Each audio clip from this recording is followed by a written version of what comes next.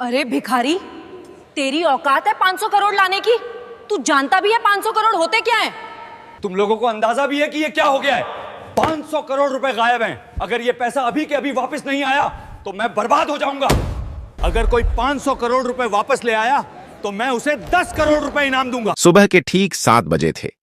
शहर अभी पूरी तरह जागा भी नहीं था, लेकिन मेघराज चौक पर कूड़े की गंध और बसों का शोर पहले से मौजूद था। वहीं फुटपाथ के किनारे फटे हुए बोरे के साथ 12 साल का नील झुका हुआ था। वह प्लास्टिक की बोतलें और टूटी तारें चुन रहा था। उसके हाथों पर जमी गंदगी स्थायी लगती थी, जैसे किसी ने उस पर अनदेखा होने की मुहर लगा दी हो। नील बोलता कम था। लोग समझते थे वह डरपोक है या मंदबुद्धि। सच्चाई यह थी कि वह सुनता बहुत था। बातें, आवाजें, मशीनों की। जब लोग बोलते थे वह शब्द पकड़ता था। जब मशीनें चलती थीं वह पैटर्न पकड़ता था। ठीक उसके सामने शहर का सबसे बड़ा निजी बैंक खड़ा था। शीशे की ऊंची इमारत। हर सुबह काली गाड़ियों से सूट पहने लोग उतरते, मोबाइल पर चिल्लाते हुए अंदर जाते। नील को अंदर जाने की इजाजत कभी नहीं मिली थी। गार्ड हर बार एक ही शब्द कहता था, भाग यहां से। नील मुस्कुरा देता था और फिर कूड़े में झुक जाता था। उसी बैंक की दीवार से सटा एक पुराना ट्रांसफॉर्मर बॉक्स था।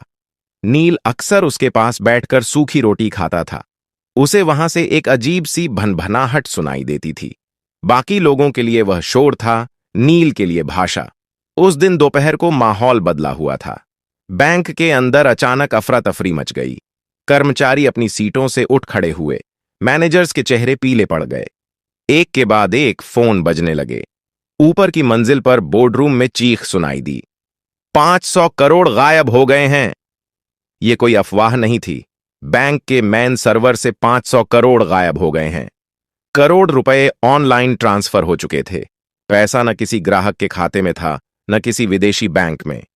वह सिस्टम से जैसे फिसलकर हवा में घुल गया था। आईटी टीम दौड़ पड़ी।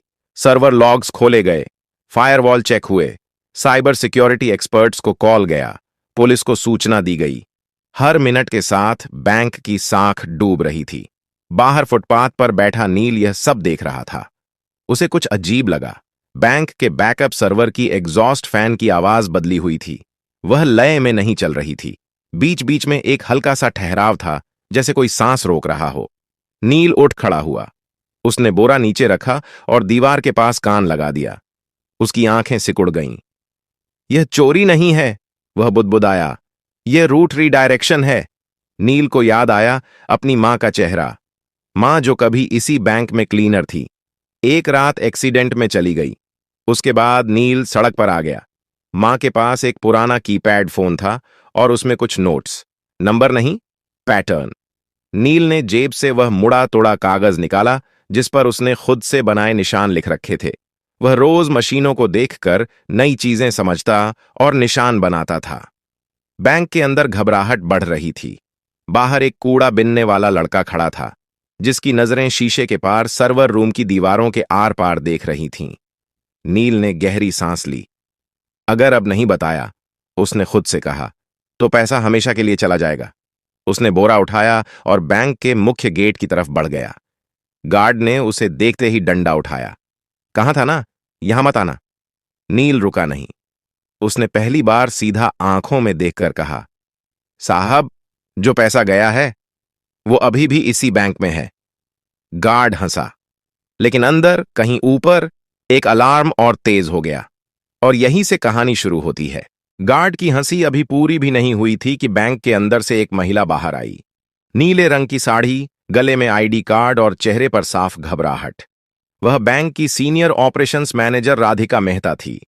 पिछले 20 मिनट से वह लगातार आईटी टीम और हेड ऑफिस के बीच फंसी हुई थी। उसकी नजर नील पर पड़ी। क्या कहा तुमने? उसकी आवाज सख्त थी, लेकिन आंखों में थकान साफ दिख रही थी। गार्ड ने झट से कहा, मैडम, यह कूड़ा बिनने वाला है, झूठ बोल रहा है। नील ने सिर झुकाया, फिर धीरे से बोला, मैडम, पैसा बाहर नहीं गया। सिस्टम ने खुद रास्ता बदला है। अगर अभी कुछ नहीं किया गया तो 3 घंटे बाद वो पैसा अपने आप मिट जाएगा। यह सुनते ही राधिका का दिल धक से रह गया। तुम्हें कैसे पता? उसने बिना सोचे पूछ लिया। नील ने बैंक की दीवार की तरफ इशारा किया। आपके बैकअप सर्वर का फैन 30 सेकंड में एक बार रुक रहा है। ऐसा तब होता है जब लोड जानबूझकर घुमाया जाता है। यह चोरी नहीं है, यह ट्रैप है। वह बोलते समय न घबरा रहा था न तेज, जैसे यह सब उसके लिए नया नहीं था। राधिका ने एक पल सोचा। अंदर आईटी हेड चिल्ला रहा था कि डेटा फ्लो समझ नहीं आ रहा। पुलिस रास्ते में थी, मीडिया को भनक लगने ही वाली थी। उसने गार्ड को देखा। इसे अंदर आने दो। गार्ड चौंक गया। मैडम, यह, मैंने कहा, अंदर आने दो। नील पहली बार बैंक के अंदर गया। एयर कंडीशन की ठंडी हवा से वह सिहर गया। फर्श इतना चमकदार था कि उसमें अपना गंदा चेहरा देखकर उसे झिझक हुई। लोग उसे घूर रहे थे। कोई फुसफुसाया, ये बच्चा क्या करेगा? नील को इससे फर्क नहीं पड़ा। राधिका उसे सीधे आईटी फ्लोर पर ले गई। वहां 5 लोग 5 लैपटॉप और बड़ी स्क्रीन के सामने खड़े थे। स्क्रीन पर लाल रंग की लाइनें और नंबर भाग रहे थे।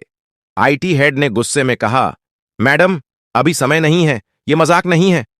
नील ने स्क्रीन की तरफ देखा और तुरंत बोला, आप लोग गलत लॉक देख रहे हैं, असली रास्ता छुपाया गया है। कमरे में सन्नाटा छा गया। यह बच्चा हमें सिखाएगा? किसी ने तंज कसा। नील पास गया। उसने स्क्रीन के कोने में दिख रहे एक छोटे से टाइम स्टैम्प की तरफ इशारा किया। यह देखिए, हर बार ट्रांजैक्शन से 1 सेकंड पहले टाइम पीछे जा रहा है। यह मैनुअल नहीं हो सकता। आईटी हेड ने झुककर देखा। उसका चेहरा बदल गया। यह तो असंभव है। नील ने पहली बार सिर उठाकर सबको देखा। असंभव नहीं है सर। जिसने यह किया है उसने पैसा चुराया नहीं, उसने बैंक को खुद से लड़ने पर मजबूर कर दिया है। राधिका की आवाज कांप गई। तो पैसा वापस आ सकता है? नील ने हल्की सांस ली। आ सकता है, लेकिन अगर देर हुई तो नहीं। घड़ी की टिक टिक तेज लगने लगी और उसी पल नील ने कहा, मुझे एक कंप्यूटर चाहिए। इंटरनेट नहीं, सिर्फ लोकल एक्सेस। कमरे में कोई बोला नहीं। पहली बार बैंक के सबसे बड़े संकट में सबकी नजरें एक कूड़ा बिनने वाले लड़के पर टिकी थीं। और नील जानता था, अब पीछे हटने का कोई रास्ता नहीं है। कमरे में एक अजीब सा सन्नाटा था। एयर कंडीशनर की ठंडी हवा चल रही थी, लेकिन किसी को ठंड महसूस नहीं हो रही थी। सबकी नजरें नील पर थीं। वह कुर्सी पर बैठा नहीं था, वह खड़ा था, जैसे बैठना उसके लिए फालतू की चीज हो। आईटी हेड ने हिचकिचाते हुए एक सिस्टम उसकी तरफ घुमा दिया। यह लोकल मशीन है, नेटवर्क से कटी हुई। अगर कुछ गलत हुआ तो भी फर्क नहीं पड़ेगा, नील ने बीच में कहा। जो नुकसान होना था वो हो चुका है। उसने कीबोर्ड को ऐसे छुआ जैसे कोई पुराना दोस्त हो। उंगलियां गंदी थीं, लेकिन चलने में झिझक नहीं थी। स्क्रीन पर एक काली विंडो खुली। राधिका ने घड़ी देखी। नील, हमारे पास ज्यादा समय नहीं है। नील ने सिर हिलाया। मुझे पता है। उसने टाइप करना शुरू किया। कोई तेजी नहीं, कोई दिखावा नहीं। हर कमांड सोचकर, जैसे वह पहले ही यह सब कर चुका हो। आईटी टीम स्क्रीन पर उभरते टेक्स्ट को पढ़ने की कोशिश कर रही थी, लेकिन वह उनकी समझ से बाहर था। एक इंजीनियर ने धीरे से कहा, यह तो सिस्टम के अंदर का रास्ता है, यह एक्सेस हमारे पास भी नहीं है। नील बोला नहीं। उसने अगली लाइन डाली। अचानक स्क्रीन पर एक मैप खुला। यह किसी बैंक अकाउंट का नहीं था, यह डेटा के बहाव का नक्शा था। तीर, घुमाव, बंद रास्ते। नील ने एक जगह उंगली रखी। यहीं फंसा है पैसा। लेकिन यहां तो कोई अकाउंट ही नहीं है, आईटी हेड ने कहा। नील ने उसकी तरफ देखा। क्योंकि यह अकाउंट नहीं है, यह एक खाली कमरा है। सिस्टम ने खुद बनाया है। राधिका की आंखें फैल गईं। सिस्टम ने? हां, नील बोला। जब किसी को सिस्टम के दिल तक पहुंचने की कोशिश करते पकड़ लिया जाता है, तो पुराना कोर एक फर्जी रास्ता बना देता है। पैसा उसमें चला जाता है। बाहर से लगता है चोरी हो गई, लेकिन असल में सिस्टम खुद उसे छुपा लेता है। कमरे में किसी ने सांस तक नहीं ली। आईटी हेड ने धीमी आवाज में कहा, लेकिन ऐसा फीचर तो कहीं डॉक्यूमेंटेड नहीं है। नील ने हल्की मुस्कान दी। क्योंकि यह फीचर नहीं है, यह डर है मशीन का। उसने अगला कमांड डाला। स्क्रीन पर लाल चेतावनी चमकी। वार्निंग, डेटा कोलैप्स इन 17 मिनट्स। राधिका के हाथ कांप गए। इसका मतलब? नील ने कहा, अगर यह कमरा ढह गया तो पैसा किसी का नहीं रहेगा, न चोर का न बैंक का। आईटी टीम में खलबली मच गई। तो जल्दी करो, कोई बोला।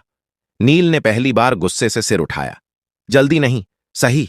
उसने अपनी आंखें बंद कीं, कुछ सेकंड के लिए, जैसे दिमाग में कुछ जोड़ रहा हो। उसे याद आया वह पुराना मोबाइल, मां की आवाज, नंबरों के बीच का पैटर्न। चीजें सीधे नहीं चलती, वे घूम कर आती हैं। नील ने टाइप किया। स्क्रीन पर एक नया दरवाजा खुला। आईटी हेड फुसफुसाया। यह तो रिवर्स ट्रैक है, नील बोला। हां, अब पैसा वापस उसी रास्ते से चलेगा जिससे डर आया था। राधिका ने घड़ी देखी। 13 मिनट बाकी थे। नील की उंगलियां फिर चलने लगीं और बाहर बैंक के गेट पर मीडिया की पहली वैन आकर रुक चुकी थी। बाहर कांच के दरवाजों के पार कैमरे चमकने लगे थे। मीडिया को बस एक इशारे का इंतजार था। अंदर आईटी फ्लोर पर तनाव इतना गाढ़ा था कि जैसे हवा भी भारी हो गई हो। राधिका ने धीमी आवाज में कहा, अगर यह गलत दिशा में गया तो सिस्टम हमेशा के लिए लॉक हो सकता है। नील ने स्क्रीन से नजर हटाए बिना जवाब दिया, वह पहले ही लॉक है मैडम, बस फर्क इतना है कि अभी चुप है। उसने एक ग्राफ खोला। नीली और लाल लाइनें एक दूसरे के पीछे दौड़ रही थीं। बीच बीच में एक जगह ऐसी थी जहां लाइनें टूट रही थीं। यहीं से पैसा बाहर दिखाया गया है, नील बोला, लेकिन असल में यहीं से वह वापस लाया जा सकता है। आईटी हेड ने कुर्सी खींचकर पास बैठते हुए कहा, तुम यह सब कैसे जानते हो? नील ने पहली बार सच बोला, मैं मशीनों के पास बड़ा हुआ हूं। जब मां जिंदा थीं, वह रात की शिफ्ट में यहीं सफाई करती थीं। मैं बाहर बैठा रहता था। सर्वर रूम की आवाजें मुझे बातें जैसी लगती थीं। कोई कुछ नहीं बोला। नील ने अगला कमांड डाला। स्क्रीन पर एक नया संदेश उभरा, ऑथोराइजेशन रिक्वायर्ड। राधिका ने राहत की सांस ली। ठीक है, यह सामान्य है, हमारे पास मल्टी लेवल ऑथराइजेशन है। नील ने सिर हिलाया। नहीं मैडम, यह सामान्य नहीं है। क्यों? क्योंकि यह ऑथराइजेशन सिस्टम से नहीं आया, यह उस खाली कमरे से आया है जहां पैसा छुपा है। आईटी हेड का चेहरा सख्त हो गया। मतलब सिस्टम खुद तय कर रहा है कि किस पर भरोसा करे? नील ने धीरे से कहा, हां, और उसे आप पर भरोसा नहीं है। कमरे में एक अजीब चुप्पी छा गई। राधिका ने गहरी सांस ली। तो अब क्या होगा? नील ने अपनी जेब से वह मुड़ा तुड़ा कागज निकाला। उस पर टेढ़े मेढ़े निशान बने थे। अब हमें सिस्टम को याद दिलाना होगा कि यह किसके लिए बना था। उसने एक कोड डाला। यह कोई पासवर्ड नहीं था, यह समय, राशि और क्रम का मेल था। वही क्रम जिसमें बैंक हर दिन छोटे खातों को प्राथमिकता देता था। स्क्रीन पर अचानक हजारों छोटे ट्रांजैक्शन चमक उठे। 10 रुपए, 50 रुपए, 200 रुपए। आईटी टीम हड़बड़ा गई। ये क्या कर रहे हो? इससे सिस्टम और स्लो हो जाएगा। नील ने शांत स्वर में कहा, नहीं, इससे सिस्टम को भरोसा आएगा। राधिका ने हैरानी से पूछा, भरोसा? हां, नील बोला। मशीनें ताकत पर नहीं चलती, वे पैटर्न पर चलती हैं, और सबसे सच्चा पैटर्न है छोटे लोगों का पैसा। स्क्रीन पर चेतावनी बदलने लगी। Trust index rising. IT head ने आंखें मल लीं। यह मीटर पहले कभी नहीं देखा, नील ने कहा, क्योंकि आपने कभी सिस्टम से पूछा ही नहीं कि उसे क्या चाहिए। घड़ी पर नजर पड़ी। 7 मिनट बाकी थे। नील की उंगलियां अब और तेज चल रही थीं, और उसी वक्त बैंक के मेन सर्वर से एक धीमी सी बीप की आवाज आई, जैसे कोई सोया हुआ दिमाग जाग रहा हो। सभी समझ गए, अब वापसी शुरू हो चुकी थी। बीप की वह आवाज छोटी थी, लेकिन असर बड़ा। आईटी फ्लोर पर खड़े हर इंसान की रीढ़ सीधी हो गई। स्क्रीन पर बिखरे हुए तीर अब एक दिशा में मुड़ने लगे थे, जैसे कोई भटकी हुई नदी अपने पुराने रास्ते को पहचान रही हो। आईटी हेड ने हकलाते हुए कहा, डेटा फ्लो रिवर्स हो रहा है। राधिका की आंखें स्क्रीन से हट ही नहीं रही थीं। मतलब? नील ने बिना रुके जवाब दिया, मतलब पैसा लौट रहा है, लेकिन अभी सफर पूरा नहीं हुआ है। स्क्रीन पर नंबर चलने लगे। 10 करोड़, 25 करोड़, 68 करोड़। कमरे में किसी की सांस नहीं निकल रही थी, लेकिन तभी एक जोर की बीप गूंजी। स्क्रीन लाल हो गई। System conflict detected. IT head उछल पड़ा। ये क्या है अब? नील रुक गया। पहली बार उसकी उंगलियां थमी। जिसने यह किया है उसे अब पता चल गया है। कौन? राधिका ने पूछा। नील ने सिर झुकाया। कोई बाहर का नहीं, अंदर का। कमरे में हलचल मच गई। लोग एक दूसरे की तरफ देखने लगे। स्क्रीन पर एक नया लॉग खुला। एक ही यूजर आईडी, एक ही मशीन, बार बार। आईटी हेड का चेहरा सफेद पड़ गया। यह तो हमारे ही नेटवर्क से है, नील ने धीरे से कहा। चोरी बाहर से नहीं हुई थी, रास्ता अंदर से खोला गया था। घड़ी देखी गई। अब सिर्फ 4 मिनट बचे थे। राधिका ने खुद को संभालते हुए कहा, नील, क्या हम इसे रोक सकते हैं? नील ने जवाब देने से पहले एक गहरी सांस ली। हां, लेकिन इसके लिए मुझे सिस्टम को पूरी तरह बंद करना होगा, 30 सेकंड के लिए। कमरे में हड़कंप मच गया। क्या? यह नामुमकिन है। पूरा बैंक ठप हो जाएगा। नील ने पहली बार सबको सीधे देखा। अगर नहीं किया तो पैसा आधे रास्ते में फंस जाएगा, ना आपका रहेगा ना चोर का। राधिका ने आंखें बंद कीं, एक पल के लिए, फिर बोली, करो। आईटी हेड ने चौंक कर उसकी तरफ देखा। मैडम, मैं जिम्मेदारी लेती हूं। नील ने आखिरी कमांड तैयार किया। उसकी उंगलियां हल्की कांप रही थीं, लेकिन दिमाग साफ था। उसे मां की आवाज याद आई, डर लगे तो भी सही काम मत छोड़ना। उसने एंटर दबाया। पूरे बैंक की लाइटें एक साथ बुझ गईं। कंप्यूटर, एटीएम, सब कुछ। बाहर मीडिया चिल्ला उठा, बैंक बंद हो गया, पैसा डूब गया। अंदर घुप अंधेरा था।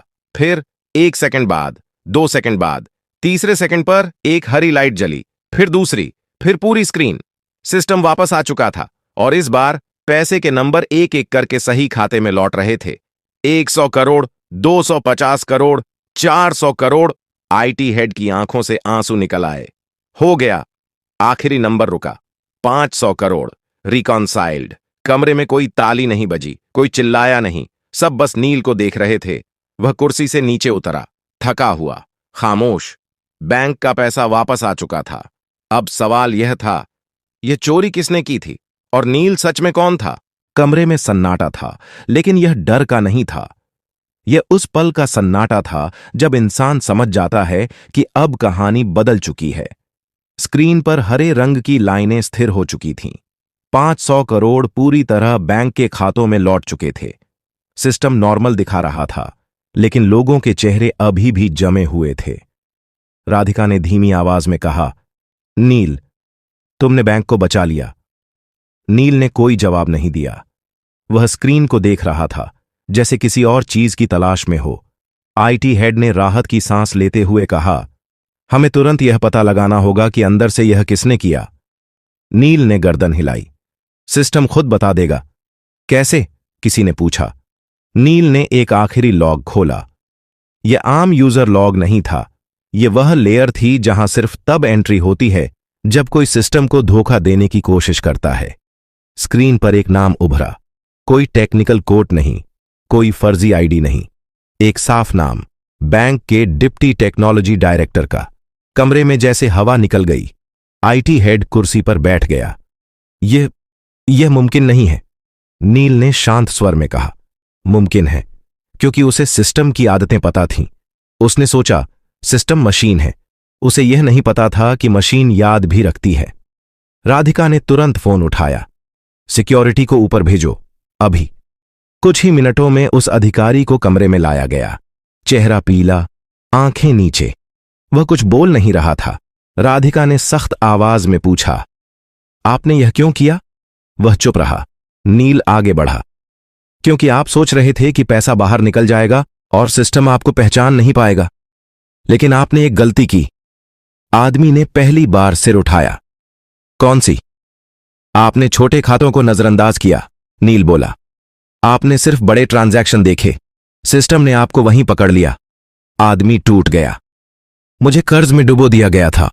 मुझे रास्ता नहीं दिखा। राधिका ने सिक्योरिटी को इशारा किया, ले जाइए। जब वह बाहर गया तो किसी ने राहत की सांस ली, किसी ने शर्म की। नील अब दरवाजे की तरफ बढ़ने लगा।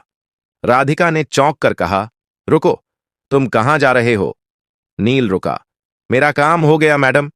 काम? उसकी आवाज भर आई। तुम्हें पता है तुमने क्या किया है? बैंक, ग्राहक, पूरा सिस्टम। नील ने धीरे से कहा, मैंने सिर्फ जो गलत था उसे सही किया है। राधिका आगे बढ़ी। तुम्हें इनाम मिलेगा, नौकरी मिलेगी, पढ़ाई, सब कुछ। नील ने पहली बार हल्की मुस्कान दी। अगर आप सच में कुछ देना चाहती हैं तो एक काम कीजिए। क्या? बाहर जो बच्चे कूड़ा बीनते हैं ना, नील बोला, उनके लिए सिस्टम बनाइए, ऐसा सिस्टम जो उन्हें अनदेखा न करे। राधिका कुछ बोल नहीं पाई। नील दरवाजे से बाहर निकल गया। वही फटा बोरा, वही गंदे हाथ। लेकिन अब बैंक की दीवारें उसे देख रही थीं, क्योंकि सिस्टम तो बच गया था। अब इंसानों की बारी थी। बैंक के बाहर शाम ढल चुकी थी, लेकिन भीड़ कम नहीं हुई थी। कैमरे अब भी चमक रहे थे। रिपोर्टर एक दूसरे को धक्का देकर आगे आने की कोशिश कर रहे थे। सबको एक ही खबर चाहिए थी। 500 करोड़ कैसे लौटे? राधिका कांच के दरवाजे के पास आकर रुकी। उसके हाथ में माइक्रोफोन नहीं था, फिर भी आवाज साफ थी। यह बैंक की जीत नहीं है, उसने कहा। यह एक बच्चे की समझ की जीत है। भीड़ में हलचल मच गई। कौन बच्चा? कहां है वो? नाम बताइए। राधिका ने दरवाजे की तरफ देखा। नील जा चुका था। उसके कदम पहले ही फुटपाथ की तरफ मुड़ चुके थे, जहां उसकी दुनिया थी। टूटे डिब्बे, प्लास्टिक की बोतलें और मशीनों की आवाजें। उसे नहीं पता था कि पीछे क्या हो रहा है, लेकिन शहर को पता चल चुका था। कुछ ही घंटों में खबर फैल गई। एक कूड़ा बिनने वाला लड़का, बैंक की चोरी, 500 करोड़ वापस। सोशल मीडिया पर सवाल उठे। यह लड़का कौन है? इसे मौका क्यों नहीं मिला पहले? हमने कितनी नील जैसे बच्चों को अनदेखा किया। अगली सुबह बैंक के बाहर एक पोस्टर लगा। अगर आप नील को जानते हैं, हम उससे मिलना चाहते हैं। उसी सुबह नील ट्रांसफॉर्मर बॉक्स के पास बैठा था। उसने पोस्टर देखा, पढ़ा, फिर नजर हटा ली। उसके लिए पोस्टर नया नहीं था, नई थी लोगों की नजर। दोपहर तक नगर निगम के अधिकारी आए, फिर एक स्कूल की वैन, फिर एक महिला जो शिक्षा विभाग से थी। सब एक ही बात कह रहे थे, तुम्हें पढ़ना चाहिए, तुम्हें यहां से निकलना चाहिए। नील ने पहली बार सवाल पूछा, क्या पढ़ाई के बाद भी कोई मुझे सुनेगा? कोई जवाब नहीं दे पाया। शाम को राधिका खुद आई, बिना साड़ी, बिना पद के, सिर्फ एक इंसान की तरह। उसने नील के पास बैठकर वहीं सूखी रोटी तोड़ी। मैं तुम्हारे लिए कोई योजना नहीं लाई, उसने कहा। मैं बस ये पूछने आई हूं, तुम क्या चाहते हो? नील ने सोचा, फिर बोला, मैं चाहता हूं कि सिस्टम पहले पूछे, बाद में जज करे। राधिका ने सिर हिलाया। यहीं से एक बदलाव शुरू हुआ। बैंक ने एक छोटा सा प्रोग्राम शुरू किया। नाम नहीं था बड़ा, लेकिन असर बड़ा था। सड़क पर रहने वाले बच्चों को मशीनों के पास बैठने दिया गया। उन्हें हटाया नहीं गया, उन्हें सुना गया। नील वहां रोज आता था, अब बोरे के साथ नहीं, एक कॉपी के साथ। शहर ने पहली बार उसका नाम ठीक से बोला, नील। और यही नाम अब सिस्टम में दर्ज हो चुका था। अनदेखा नहीं, बल्कि जरूरी। अगर आपको यह कहानी पसंद आई हो तो लाइक जरूर करें। ऐसी ही कहानियों के लिए सब्सक्राइब करें और इसे अपने दोस्तों के साथ शेयर करें। कमेंट बॉक्स में जरूर लिखिए कि आप किस शहर या गांव से देख रहे हैं।